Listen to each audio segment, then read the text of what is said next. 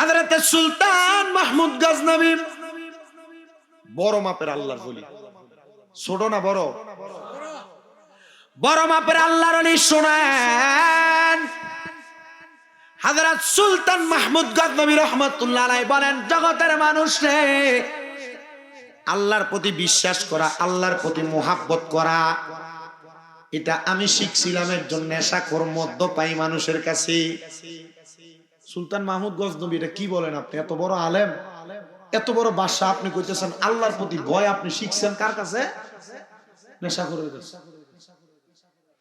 হযরত সুলতান মাহমুদ গজনবী রাহমাতুল্লাহ আলাইহি বলেন, এ জগতের মানুষ, আল্লাহ তাআলা কোরআনুল কারীমের মধ্যে একটা আয়াতে কারিমা ঘোষণা করছে, লা ইউকাল্লিফুল্লাহু নাফসান ইল্লা উসআহা। আমার আল্লাহ কারো সাধ্যের বাহিরে কোনো কিছু চাপিয়ে দেয় না। শোনো রে আমার লৌহগড়ের বাবা, আমার আল্লাহ সাধ্যের বাহিরে যে তো কিছু চাপিয়ে দেয় না। সুলতান মাহমুদ গজনবী বলে, আমি একদিন আসরের নামাজ আদায় করে রাস্তা দিয়ে হেঁটে হেঁটে যাচ্ছিলাম।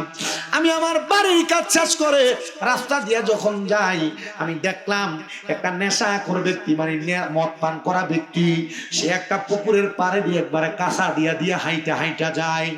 আমি তারা জিজ্ঞাসা করলাম, এ নেশাখোর, তুই যে পুকুরের পাড়ে দিয়ে হাইটা যাও, তোমার কাছে আমার একটা প্রশ্ন, তুমি আমারে বলো না, তুমি কেন পুকুরের পাড় দিয়ে হাঁটো?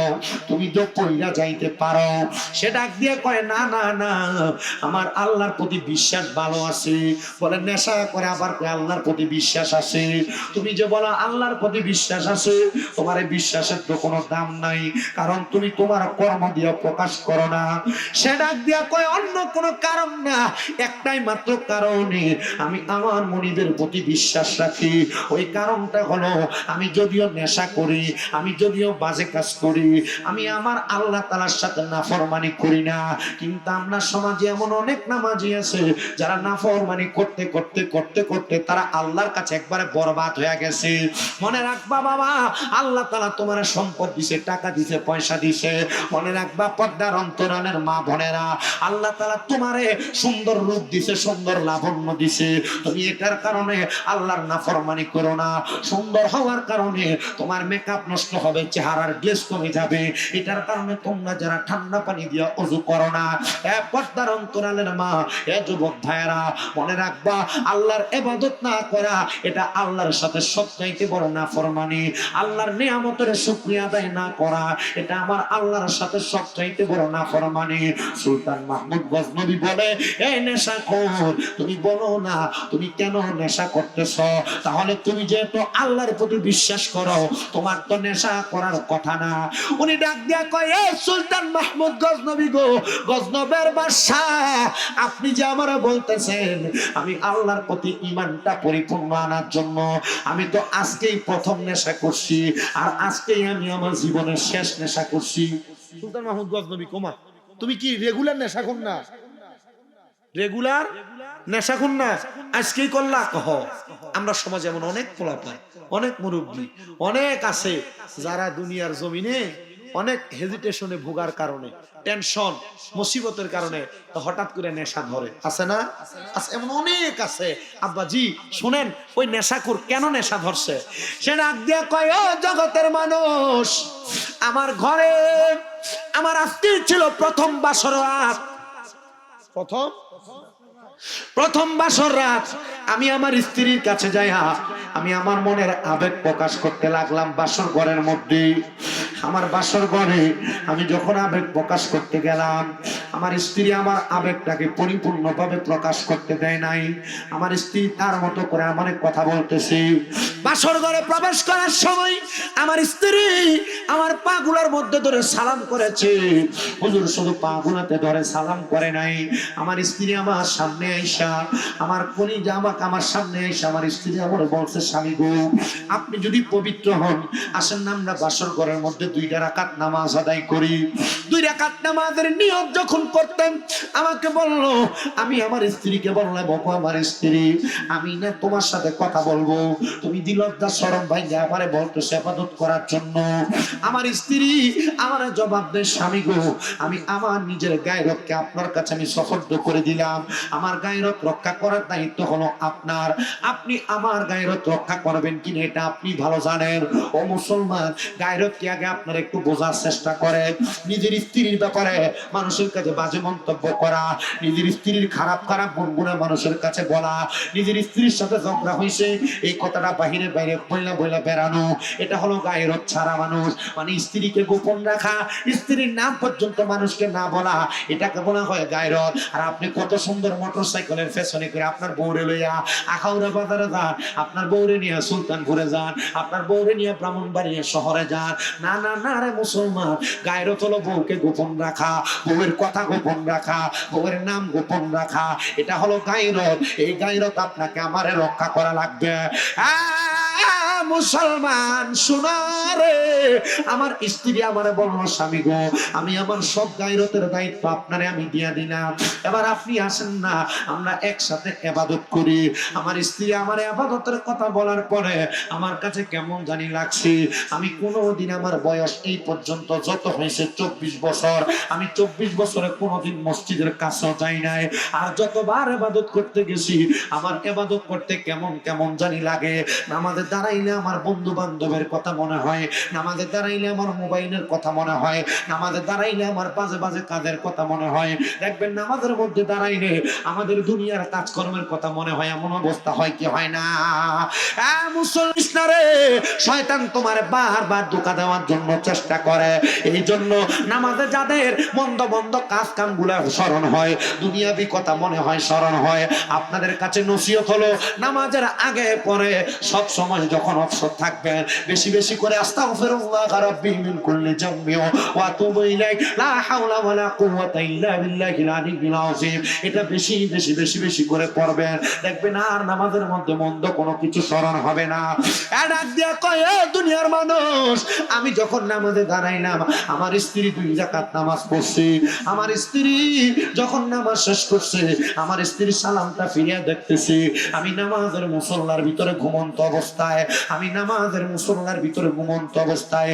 হুজুর, আমার এমন ক্লান্তির কারণে আমি নামাজের মুসল্লার মধ্যে ঘুমিয়ে গেছিলাম, এখন আমি মাথা তুলতে পারি নাই। আমার স্ত্রী আমার মন্দ মন্দ কথা শোনায় দিতে বাসর ঘরের মধ্যে, আমার বড় লজ্জা লাগছে। ওই লজ্জা সহ্য করতে না পাইরা আমি নেশা করেছি। হুজুর, আপনি বলেন না এখন আমার কি করা উচিত? বলে, তুমি যেহেতু নেশা করেছো, এখন তুমি কি নেশা করে তোমার স্ত্রীর কাছে বড় হইতে পারছো? ওই হুজুর, আমি তো বড় হইতে পারি নাই, নেশা করার পরে আমার কাছে মনে হইতেছে আমার স্ত্রী যেটা করছে এটাই মনে হয় ভালো কাজ করছে। হুজুর, এখন আমি কেমনে আমার স্ত্রীর সামনে আমার মুখটা দেখাবো? হুজুর ডাক দিয়া কয়, বাবা রে, তুমি যে তোমার ভুলটা বুঝতে পারছো, এটাই আমার মনিবের প্রতি আস্থা ফিরিয়ে দিছে, আমার আল্লাহর প্রতি আস্থা ফিরিয়ে দিছে। পর্দার অন্তরালের মা, আল্লাহর প্রতি আস্থা রাখো, তোমার অভাব থাকবে না, তোমার অনটন থাকবে না, রোগ বালা মুসিবত থাকবে না। যুবক ভাই, বিদেশ যাওয়ার চেষ্টা করো, যাইতে পারো না, কাজকর্ম করো, মনোযোগ হয় না, কাজকর্ম পাও না। মুরব্বী বাবা, জীবনে অনেক গুনাহ করেছেন, গুনার কারণে চোখ বন্ধ করলে অশান্তি লাগে। মনে রাখবারে বাবা, ও মুসলমান ইমানদারেরা, আল্লাহ তাআলার প্রতি ঈমানটা রাইখা কোন মানুষ যদি বেশি বেশি করে ইস্তেগফার করে আর আমার আল্লাহ তাআলার হুকুম আহকাম মোতাবেক চলাফেরা করে, ওই মানুষটার দুনিয়াতেও কোনো ভয় নাই, আখিরাতেও কোনো ভয় নাই। হযরত সুলতান মাহমুদ গজনবী কয়, ও মদপাই নেশা করে ব্যক্তি গো, আমি তোমার কাছে ক্ষমা চাই, আসো না, তোমার পরিবারের শান্তির জন্য তোমার যা লাগে আমি সুলতান মাহমুদ সব তোমারে আমি দিয়া দিব, তবে তুমি এখন থেকে তোমার স্ত্রীর হুকুম মোতাবেক 5 ওয়াক্ত নামাজ পড়বা। আর বর্তমান সমাজ এমন একটা গায়রতহীন অবস্থা হয়ে গেছে, ওরা মা বাবার স্ত্রীর কথা শুই না, মা বাপরে ভাব দেয় না, মা বাবার সাথে খারাপ ব্যবহার করে, মা বাবার সাথে অসৎ আচরণ করে। না না না রে সন্তান, না, আমি তোমাদের সবার কাছে একটাই মাত্র আবদার করব, তোমরা যারা এই দুনিয়াতে মা বাবার সাথে অসৎ আচরণ করো, খারাপ ব্যবহার করো, স্ত্রীর কথা শুই না, মা বাপরে ধমকের সুরে কথা বলো, আমি তোমার পাগুলো আমার সামনে চাই, আমি আমার জিহ্বা দিয়া যদি তোমার পা পরিষ্কার করে দেই আমার খারাপ লাগবে না, আমার গুনাহ হবে না। ও সন্তান, কারণ হলো একটা, ওই মা বাপরে ভাত না দিয়া তুমি কোনোদিন দুনিয়াতে উন্নতি আনতে পারবা না, কোনোদিন লাভ করতে পারবা না, কোনোদিন শান্তি খুঁজা পাবা না। সন্তান, আল্লাহর নবী কয় যদি তোমরা ঈমানওয়ালা, আল্লাহর প্রতি তাকওয়াওয়ালা, আল্লাহর প্রতি জিকির আজকার করনেওয়ালা হও, তাহলে মরার পরে কবরে যাওয়ার পরে তোমরা বড় শান্তি প্রশান্তি পাইবা।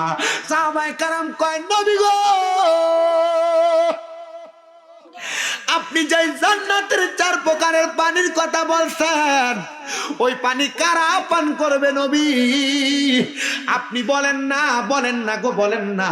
আমার নূরের নবী রাহমাতুল লিল আলামিন নবী আমার কয়, উম্মত শোনো, শোনো উম্মত শোনো, ওই জান্নাতের পানি তারা পান করবে। আল্লাহর কোরআন বলে রাদিয়াল্লাহু আনহুম ওয়া রাদু আন, যারা আমার আল্লাহরে খুশি করছে, আমার আল্লাহ যাদের প্রতি খুশি হয়ে গেছে, তারা ওই জান্নাতের পানি পান করবে। নবী গো, তারা কারা? আমার নবী কয় জালিকাল ঈমান খাশিয়া রাব্বা, যারা আল্লাহর সবচাইতে বেশি ভয় করে তারা ওই জান্নাতের পানিগুলা পান করবে। মুসলমান, হে নবীর উম্মতের দল, ওই জান্নাতের পানি যদি পান করতে চাও, আমার আল্লাহরে খুশি করা লাগবে, আমার আল্লাহরে সন্তুষ্ট করা লাগবে। এবার আপনারা বলেন, আমরা সবাই আল্লাহরে খুশি করতে চাই, কারা কারা ডান হাত তুলে আমার আল্লাহরে দেখায়। আল্লাহ কবুল করেন, জোরে বলেন আমিন। আল্লাহরে খুশি করতে চাই গো, চাই, শুধু এমনি এমনি চাই না। আল্লাহর নবী রাহমাতুল লিল আলামিন নবী বলে, উম্মত আমার, আল্লাহরে যদি খুশি করতে পারো তোমার জন্য জান্নাত অবধারিত। সাহাবায়ে কেরাম কয় নবী গো, জান্নাত অবধারিত বুঝতে পারলাম, তো বাদশা হযরত সুলতান মাহমুদ গজনবী বলে, আমি আমার এলাকার মানুষের সুবিধার্থে মসজিদকে সুন্দর সৌন্দর্যমণ্ডিত কইরা এলাকার মানুষকে মসজিদে আহ্বান করব। আমি একটা হাদিসে মুবারাকা পড়লাম, আল্লাহর নবী কয় দুনিয়াতে মসজিদ বানায় দেওয়ার কারণে আমার আল্লাহ তাআলা জান্নাতে ওই ব্যক্তির জন্য একটা ঘর বানায় দিবে। আমি আর কোনো চিন্তা করলাম না, চিন্তা করলাম না।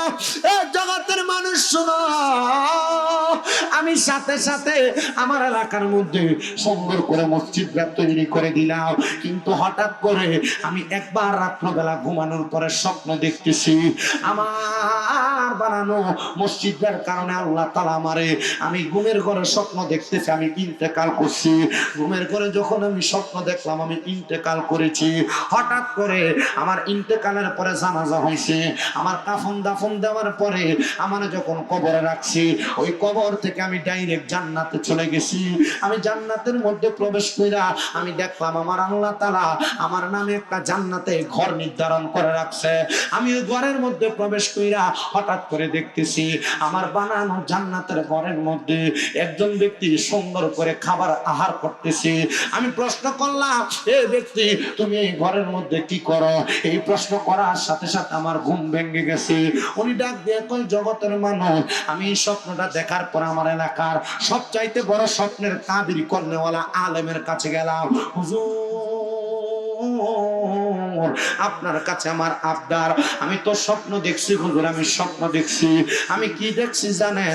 আমি দেখছি আমি একটা জান্নাতে আমি একটা মসজিদ বানায়া, আমি মরার পরে আল্লাহ তাআলা আমার মসজিদের যে জান্নাত, ওই জান্নাতে আমারে না ঢুকায়া আমার জান্নাতে আমার আগে আরেকজন ব্যক্তিকে প্রবেশ করাইছে।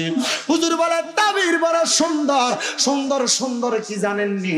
আপনি যে মসজিদটা বানাইছেন, আমার আল্লাহ তাআলা ওই মসজিদটা বানানোর সময় ওই ব্যক্তিটা যারে আপনি জান্নাতে দেখছেন, আপনার মসজিদের ভিতরে বিন্দু পরিমাণে একটু সহযোগিতা কইরা, মানি একটা ইট দিয়া আপনার মসজিদটাকে একটু সামনের দিকে আগে আনতে সহযোগিতা করছে। এই জন্য আমার আল্লাহ তাআলা আপনার জান্নাতের মধ্যে আরেকজনকে প্রবেশ করাইছি। আমি এই বছরের আগের বছর মানে চতুর্থ বছর যখন আমি মাহফিলে আসছিলাম, আমার মনে আছে, এ মুসলমান শোনো রে, আমি কিন্তু এলাকাতে মসজিদ দেখে আসিল নাকি, আসিল না মসজিদ। তারা বলছে হুজুর আমরা একটা মসজিদ করতাম, আমি মসজিদ দ্বারে আইসা দেখা আমার কাছে বড় ভালো লাগছে। তারা মসজিদের নাম দিছে মসজিদে কোবা। জানেননি মসজিদে কোবা কোনটা? মদিনাতুল মুনাওয়ারা থেকে হাতের ডাইনে একটু অল্প সামনে হাইটা গেলে একটা মসজিদ আছে, যেই মসজিদে আমার নবী প্রতি সোমবারে একবার করে যায় 2 রাকাত নামাজ পড়তেন। যেই মসজিদে মাত্র 2 রাকাত নামাজ পড়লে ওই মসজিদের 2 রাকাত নামাজের ওসিলা আল্লাহ তাআলা একটা উমরা হজের সওয়াব দান করে। হায়রে মুসলমান, হায়রে নবীর উম্মতের বলেরা, ওই মসজিদের নামে আপনাদের এই লোহগড়ে একটা নতুন পাড়ায় মসজিদ তৈরি হয়ে গেছে। ওই আল্লাহর সন্তুষ্টের জন্য, জান্নাতের মধ্যে একটা ঘর পাওয়ার জন্য। আপনাদের অনেকের মা নাই, আপনাদের অনেকের বাবা নাই, মা বাবা আপনারা লাখ লাখ টাকার সম্পদ দিয়ে গেছে, টাকা পয়সা দিয়ে গেছে, আপনি মা বাবার দেওয়া সম্পদ ব্যবহার করতেছেন।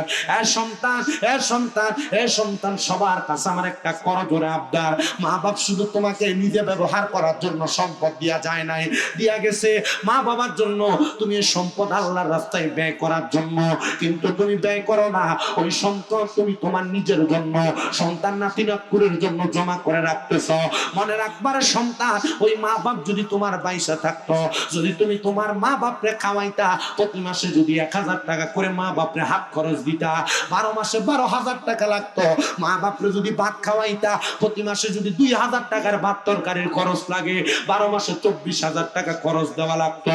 সন্তান চিন্তা করে দেখো, তোমার মা বাবা তোমার জায়গা জমি দিয়া গেছে, যদি না দিয়া যাইতো, যদি এই কর্নেল বাজার এলাকার মধ্যে কোন জায়গায় তুমি ভাড়া থাকতা, প্রতি মাসে 5,000 টাকা করে ভাড়া লাগতো।